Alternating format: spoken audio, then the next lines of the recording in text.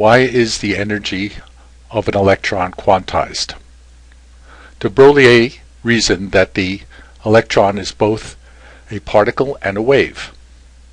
A particle has centrifugal force, 2 pi r, and a wave has wavelength, n lambda. Solving for lambda, it's h over mu, where u is the velocity of the electron and m is the mass.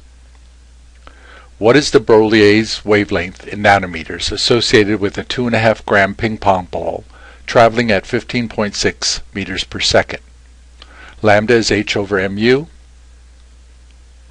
Lambda is 6.63 times 10 to the minus 34 joule seconds divided by 2.5 times 10 to the minus third kilograms times the speed 15.6 meters per second. Lambda is 1.7 times 10 to the minus 32 meters, or 1.7 times minus 23 nanometers, a very, very small quantity.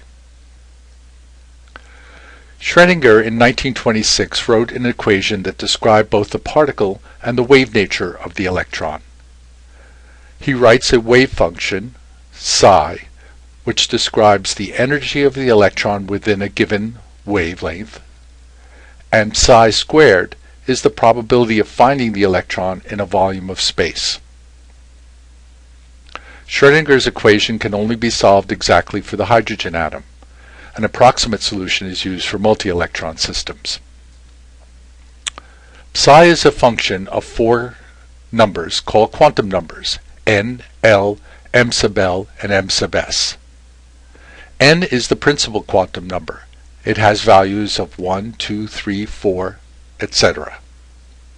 It represents the distance of the electron from the nucleus. Corresponds to Bohr's energy levels. Here are pictures showing 1s orbitals, 2s orbitals, and 3s orbitals. They are spherical in nature.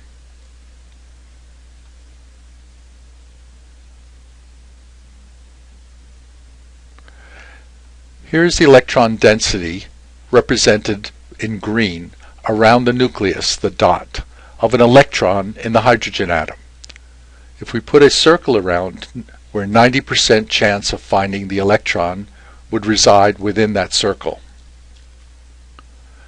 This is shown as radial probability in distance from the nucleus. The second quantum number, L, is the angular momentum quantum number.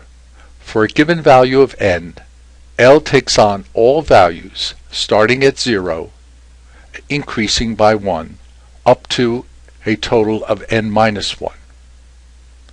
If n is 1, L can only be 0. If n is 2, L can be 0 or 1.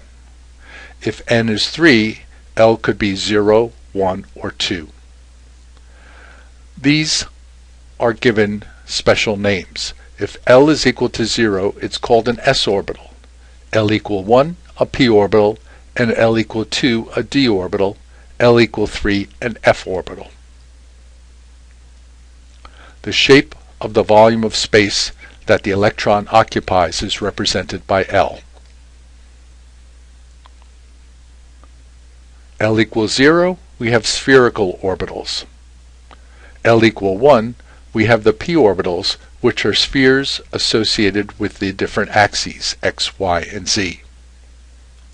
Here is L equal 2, which represents the d orbitals. There are 5 d orbitals.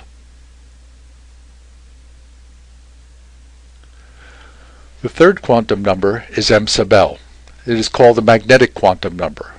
For a given value of L, m sub l equals minus 1 up through 0 to plus L.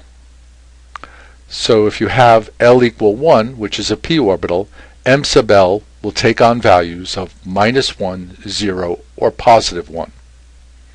L equal 2, the d orbital, m sub l is minus 2, minus 1, 0, 1, or 2, 5 values. It represents the orientation of the orbital in space. M sub l equal minus 1, 0, or plus 1 represents the 3 orientations of the p orbitals. m sub l equal minus 2, minus 1, 0, 1, or 2 represents the 5 orientations in space of the d orbitals.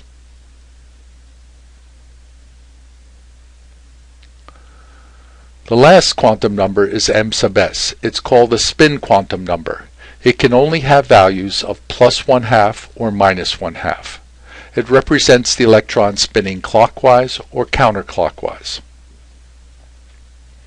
M sub s plus 1/2, M sub s minus